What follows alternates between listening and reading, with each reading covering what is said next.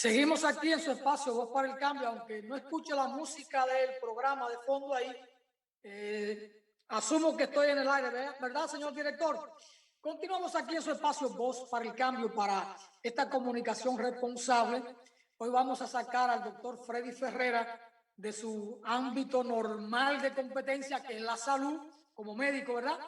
Pero con Freddy se puede hablar de política, de actualidad, de historia, porque Freddy es un hombre, es un intelectual, tanto él como Juan Francisco, así que podemos entrar en otros temas. El país político está, yo no voy a decir que sacudido, pero bueno, hay muchas cosas de qué hablar con el tema de la operación Coral.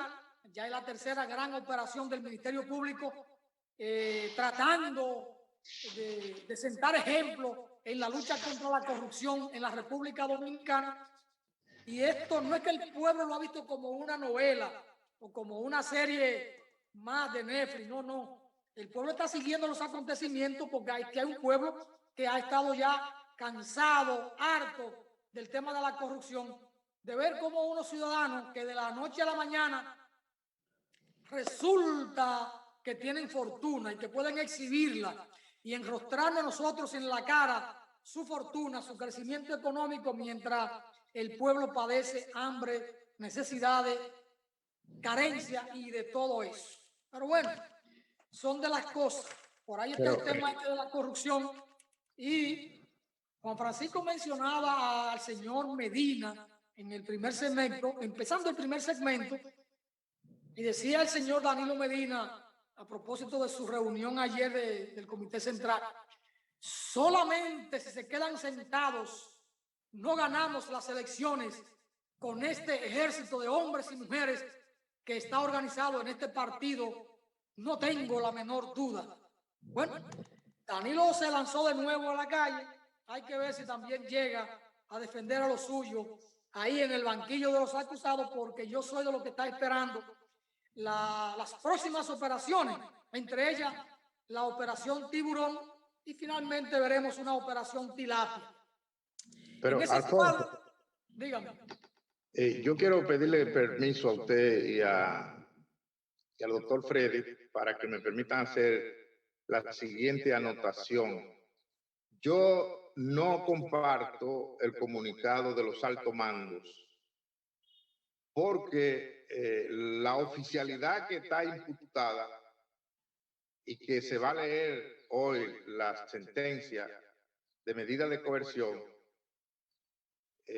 los altos mandos debieron esperar que, aunque sea, se conociera cuál va a ser las medidas que se va a imponer a esa oficialidad, o lo que, si alguno no le ponen ninguna, porque es posible, yo no sé, pero en derecho esos imputados están cubiertos por la presunción de inocencia.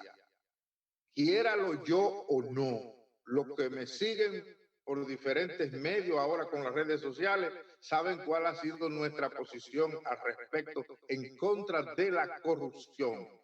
Pero yo no puedo, cosa que todo el mundo lo sabe, el que quiere ser independiente, porque yo en este trabajo no persigo a nadie. Mi concepto, mis opiniones, la abierto, y si tengo que favorecer con ella a un malvado, pero defendiendo un principio legal, lo hago, porque yo no persigo, reitero, a nadie. Entonces, en ese sentido, sin saber a cuál le van a poner medida de coerción y cuál va a ser la medida, entonces yo pienso que la decisión de los altos mandos ha sido desesperada. Bueno, es que lo que dijo Girón desespera a esos altos mandos, como desesperó a los que estaban ahí, o a los que están sentados ahí en el banquillo de los acusados. Yo le envié a usted un video de una seña que se hizo ahí cuando Girón habló. Hubo uno que hizo así, vea. Es decir, que lo van a eliminar. Entonces, el horno, Juan Francisco, no está para galletitas. Pero que hay que esperar la decisión del tribunal. Juan Francisco, se desesperaron con lo que dijo Girón. Lo que dijo Girón es muy grave, porque se metió en las interioridades de las Fuerzas Armadas. Dijo que si un alto oficial como él va a la cárcel, va a una cárcel privilegiada y que lo dejan ir a su casa a dormir con su familia y le llevan la comida caliente y televisión, tienen todos los beneficios, los privilegios. Girón dijo muchas cosas. Eso es lo que tiene que obligar. Yo no voy a decir que al alto mando, porque el alto mando es parte de esa complacencia y se aprovecha o se lucra de esa cultura, entre comillas, que hay en los cuerpos armados de la República Dominicana. Aquí los sectores empresariales, los políticos, deben adecentar la vida de la democracia en la República Dominicana. Lo que Girón ha dicho es una cuestión demasiado seria y él sabe que su cabeza tiene precio. Pero y Girón, el Ministerio Público tiene que protegerlo, no lo puede mandar a una cárcel. Tiene que trancarlo en un lugar con mucha seguridad y que nadie lo sepa. Porque la cabeza de Girón es casi como si usted metiera una cucaracha en un gallinero. La cabeza de Girón. Pero entonces, él sacudió los estamentos militares, sacudió el alto mando. Y ese comunicado expresa una desesperación y lo que dicen, el pueblo no se lo cree. Eso no involucra a la alta oficialidad, los cuerpos armados están para defender la soberanía. ¿Qué soberanía defienden ustedes? Hay que ver lo que pasa en la frontera y hay que ver cómo viven los militares de capitán para allá, la fortuna que tienen, que no la pueden demostrar de ninguna manera. Entonces, actuaron, Juan Francisco, porque el huracán Girón remedió esto. Mire, esto es muy serio, Juan Francisco. Lo lamentable es que aquí la opinión pública, la sociedad, los estamentos políticos, el empresariado, no hace caso a nada. Girón es un resentido social, lo más que van a decir. No, lo que ese hombre dijo, lo dijo con mucha coherencia, con mucha propiedad, y eso es preocupante. Yo creo que Girón de imputado va a pasar a la historia de la República Dominicana, porque lo que era hecho, como dijo Danilo en su momento, nadie lo había hecho. Simplemente ese comentario, yo pienso que la asesoría legal que tuvo el alto mando no fue correcta, sencillamente. Muy bien. Bueno, ahí tiene a Freddy Ferreira. Bueno, Freddy Ferreira es un analista muy completo. Yo voy a disfrutar su enfoque. Sí, es uno de los temas que está sumamente candente hoy en día, pero lamentablemente no es nuevo. O sea, desde la propia creación de la República, pues los mandos militares, en ese tiempo un ejército no organizado, pues ya los que dirigían ese ejército estaban haciendo cosas que rayaban en las buenas normas, estaban haciendo corrupción. Nos recordamos desde Santana, Lilis, que fueron vamos a decir, las cabezas conspicuas de esto, pero estamos también viendo ya en la historia más reciente de nuestro país, no es la primera vez que un militar pues da la voz de alerta.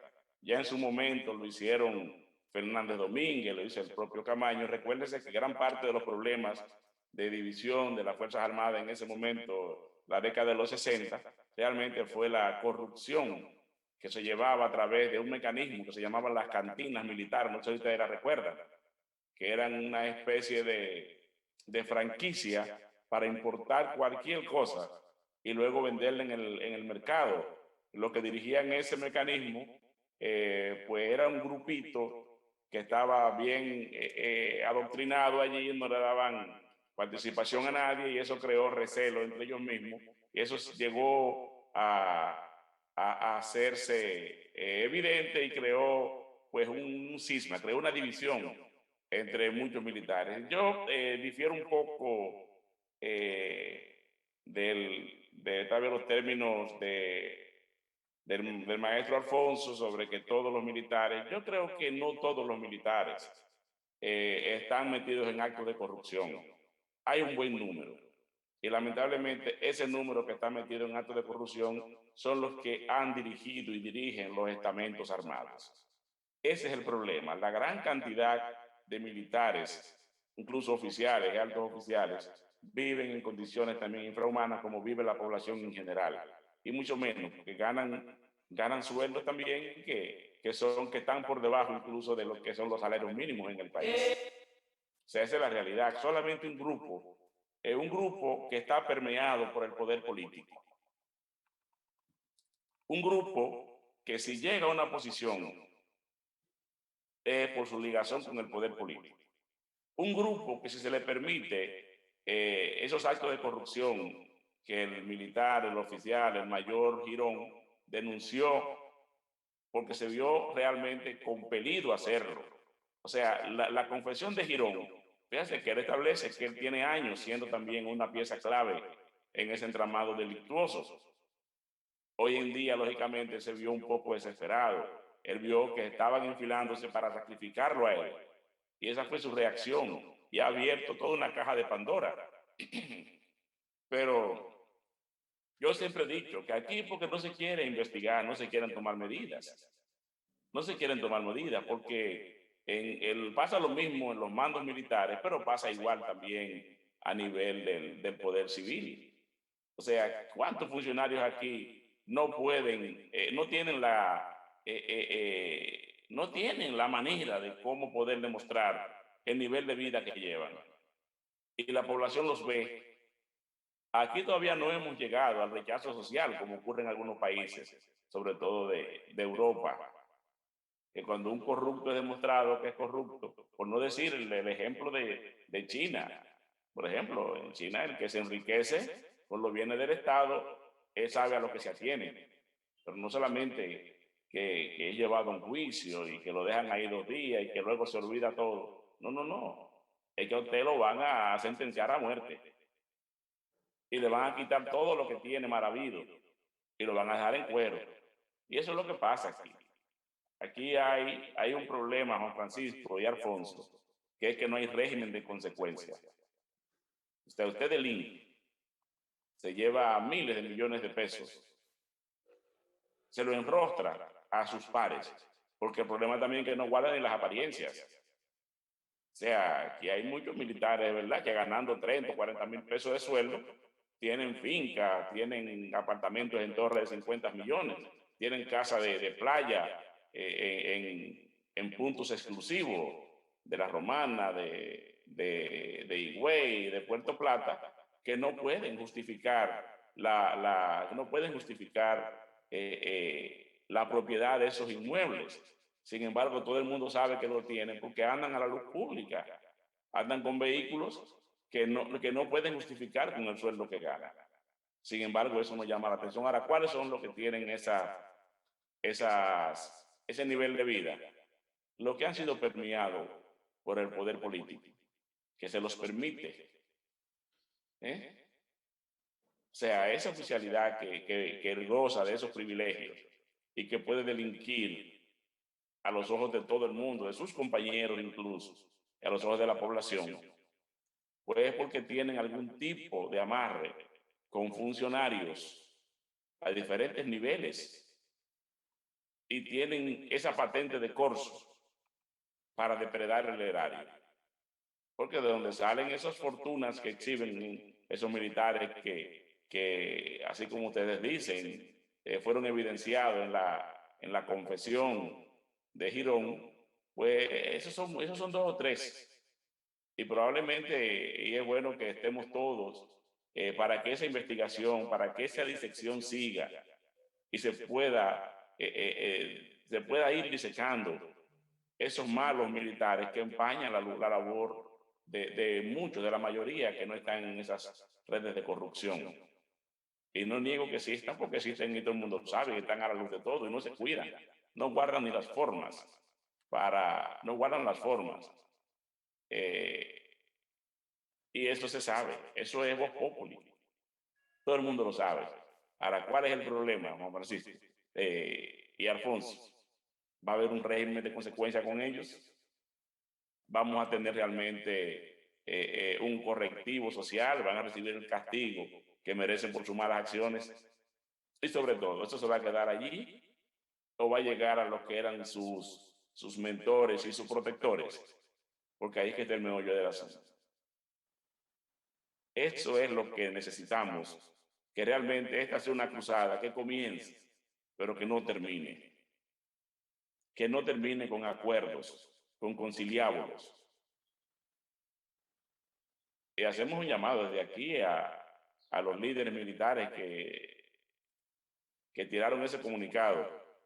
Yo pienso que, y a los que están dirigiendo hoy en día las instituciones militares, deben verse en ese espejo, deben verse en esa situación en que están este grupo, que evidentemente, según las pruebas que se han manejado hasta ahora, parece que sí, que delinquieron de muy mala manera. Entonces yo creo que hoy en día lo que se trata es de que esta profilaxis siga y ojalá que pueda salir del ámbito militar y vaya también al ámbito civil. Ojalá que podamos también llamar para que vengan a explicar a muchos funcionarios del pasado reciente, del pasado no tan reciente y del presente también. Y del presente también. En el presente hemos visto ya como por diferentes inconductas han sido separados de sus cargos políticos con mucho poder a nivel ya de ministros de Estado que no esperaron, no esperaron ni los 3 meses de plazo para, para comenzar a delinquir, para comenzar a hacer inconductas del Estado. Porque la visión que se tiene del Estado es que lo normal es que si usted llega a una posición, tiene que aprovecharse de la posición como si fuese una patente de corso lo que le dan a usted. Y eso es lo que tenemos que realmente denunciar, y es lo que tenemos, las personas conscientes que amamos nuestro país, es lo que tenemos que pedir, tenemos que exigir cada día más. O sea, lamentablemente, este tipo de cosas lo hemos visto en el pasado, cómo se arman expedientes, cómo la población comprueba que las personas que son mencionadas en esos expedientes cometieron los ilícitos que se le imputan. Sin embargo, vemos como después que pasa la efervescencia, después que pasa el juicio público, pues esas personas desaparecen totalmente de los medios y ya más nunca se sabe de ellos. Y sabemos finalmente que se mandan a sus casas a disfrutar de sus fortunas porque las fortunas no se tocan. Aquí hemos visto esto. Y lo vimos en el pasado reciente. ¿O acaso no recordamos los casos cuando se abrió la democracia en el 78 con los gobiernos del PRD, como en ese primer gobierno, al final del primer gobierno, el que le sucedió, me refiero a la transición entre Guzmán y Jorge Blanco, cómo no hubieron amenazas de que iban a perseguir a funcionarios y gente cercana al entorno de Guzmán, y se dice incluso que eso precipitó la decisión del presidente Guzmán de suicidarse. Pero luego en el siguiente cuatrienio de Jorge Blanco, donde se desataron todas las pasiones y las ambiciones de muchos funcionarios civiles y militares, cómo se hizo todo un circo. Todos los que somos de nuestra generación recordamos eso, cómo hubo un circo mediático, cómo hubo todo un entramado. Fueron a la opinión pública, fueron a la televisión todos los días, fue como una novela que nos hicieron ver por capítulos, y se demostró en los hechos. Alguien tomó la espada de la justicia en sus manos y desde su tribuna social, se erigió en persecutor, o sea, tomó el papel del fiscal y se erigió en persecutor de las malas acciones de funcionarios civiles y militares. Y al final no quedó un solo condenado, un solo preso de esa cruzada para perseguir a los despropósitos de los gobiernos de Jorge Blanco. Ahí solamente que yo recuerde, hubo un solo que pagó cárcel y luego se demostró que pudo lograr salir y demostrar que no estaba implicado en los hechos que se le imputaban, que fue Flores Estrella, ya fallecido. Entonces, es toda una historia que realmente ha dejado mal sabor y ha dejado descreimiento en la población. Pero lo que esperamos es que esto que está pasando hoy en día en la justicia, esto que está pasando Amigo Alfonso, creo que tienes el micrófono cerrado. Carajo. No vale la experiencia. A veces se mete la pata independientemente de la experiencia y del tiempo que uno tenga en un determinado ejercicio. Errar es de humano. Te decía, te comentaba que el tema es muy caliente. Lamentablemente, se ha ido construyendo en el colectivo dominicano una especie de memoria corta que la gente olvida. Naturalmente, la intensidad de la vida y la cantidad de medios de comunicación, de información, aparte de las redes, hacen que un tema, un problema, un escándalo sepulte otro, y ahora mucho más con las redes sociales. Pero ojalá que la población nuestra pueda sentarse, porque lo que está pasando ahora es muy serio. Lo que estamos viendo, estas 3 operaciones del Ministerio Público en contra del crimen organizado desde el Estado y en complicidad con otros sectores, es más que grave. Debe ser una gran alarma social, institucional, una gran alarma de carácter ético, de carácter moral. Y a esto hay que darle seguimiento. Esto no puede dejarse pasar con una sentencia. Hay que ver qué puede venir detrás. Porque incluso con lo que dijo Girón, si hay sentencia condenatoria contra el coronel Núñez de Asa y contra el coronel Cáceres, deben ir a unas cárceles comunes, independientemente de que se le ofrezca garantía de seguridad que debe ser para todos los ciudadanos, no importa el perfil del delito o de la acción que haya cometido en la sociedad para estar disfrutando de la cárcel, no. Debe haber garantía para todos en términos de su seguridad, de su integridad física, pero para esto mucho más por lo que puede implicar. Pero no deben ir a una cárcel militar, porque ¿qué sentido tiene mandarlo para allá cuando ahí ya se dijo, y todo el mundo solo sabe, porque incluso en el tema de la soga, cuando lo agarraron, la soga estaba en su casa, eso lo sabía todo el mundo, Santiago entero lo sabía, él iba a Bonao a jugar gallo todos los sábados, ahí a Caño Piedra, y eso era Vox Populi, y la Policía Nacional no lo quiso agarrar nunca, y esa jefatura policial le decía que se entregue porque lo estamos buscando. Mentira. El jefe de la policía de ese momento sabía dónde estaba la soga, en su casa, en Gurabo, en Santiago, o ahí en Pueblo Nuevo. Eso todo lo sabía todo el mundo. Y cuando lo agarran, porque había que buscar una primera plana con la soga para desviar la atención de otro tema, lo mandan a la cárcel de Mano Guayabo que tiene allí la policía. Y como su propia casa, en la checha, jugando dominó, aire acondicionado, el trago social, durmiendo tranquilamente. No, así no. Entonces, no puede haber un régimen privilegiado para un determinado sector. ¿Por qué carajo los militares deben tener una cárcel para ellos a su manera? Los bomberos no se pisan la manguera. Los bomberos no se pisan la manguera. Los médicos no tienen un hospital para ellos. Tienen que pagar su seguro médico y tienen que cubrir su gasto normal si caen con un problema de salud. Los profesores de la UAS, cuando mandan a sus hijos a estudiar a la Ucamaima, tienen que pagar normal, como un ciudadano normal. La Ucamaima no le da una entrada de complacencia a los hijos del profesor de la UAS, no. Así, esa es la sociedad. Entonces, ¿por qué los militares tienen que tener un fuero privilegiado en términos de un régimen carcelario propio, con todo ese privilegio? No. ¿Por qué todavía hoy los legisladores siguen legislando para beneficiarse ellos mismos? Así no se puede construir democracia. Es inmoral legislar para sí mismo. Son esas las cosas que esta democracia nuestra tiene que revisar. En Cuba el legislador no recibe un salario por ser legislador.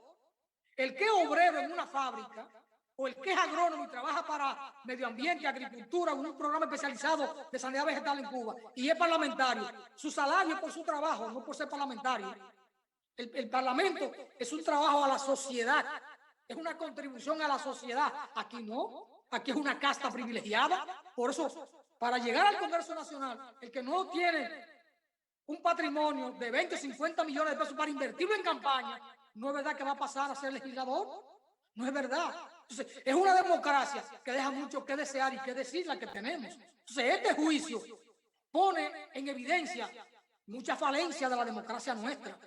Y es tiempo de que la clase política encare esto si quieren realmente construir democracia, porque de lo contrario seguiremos en estos cuestionamientos en una sociedad que en cualquier momento hace una explosión y entonces viene una violencia que nadie sabe cuándo se va a contener.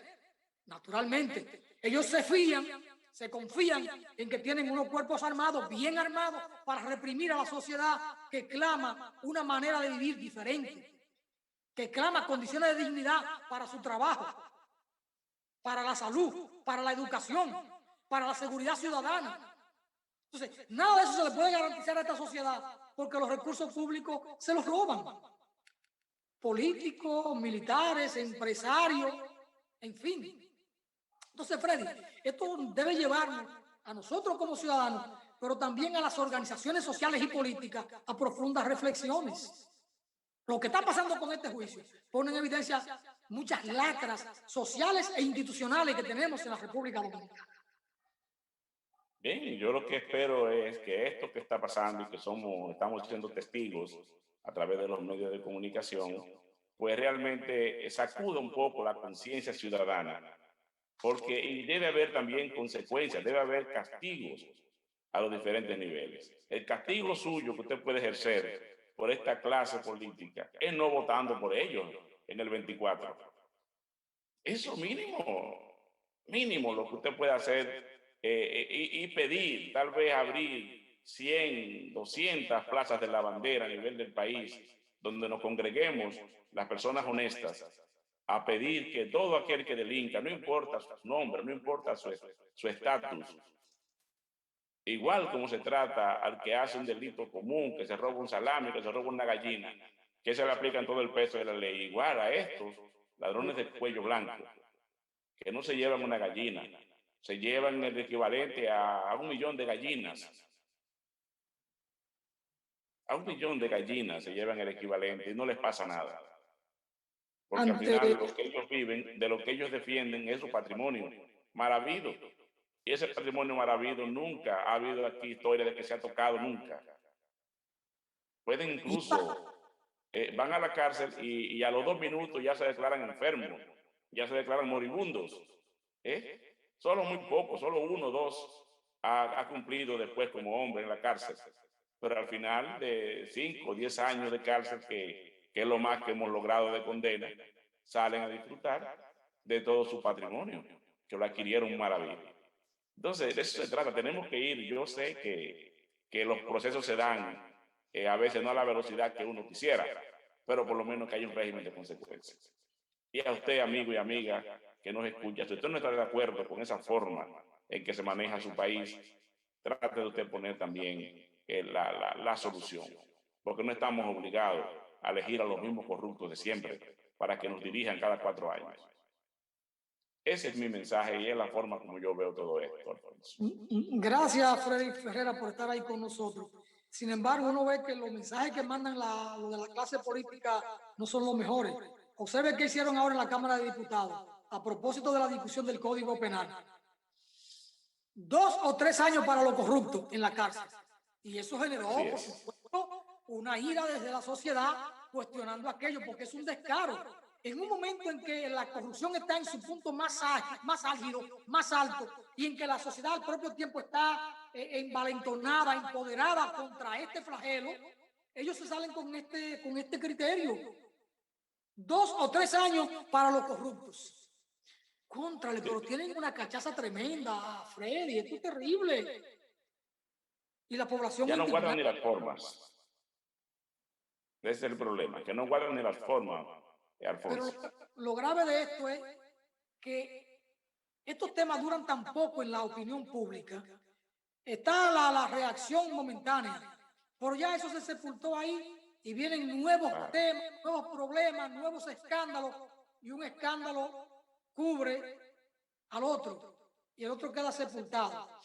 Bueno, gracias, doctor Freddy Ferreira, por estar con nosotros. Sé que ya está mirando el reloj, que debe incorporarse a su jornada médica del día. Gracias por estar ahí, bueno, y por compartir estos criterios de carácter político-social que son interesantes, porque no solo es médico, también es ciudadano activo, que que le duele lo que pasa en la sociedad y como tal asume posturas y posiciones más allá del tema estrictamente sanitario. Gracias, doctor Freddy Ferreira, por estar con nosotros en este lunes. Vamos a la pausa y retornamos porque hay mucho más aquí en Voz para el Cambio. A la pausa.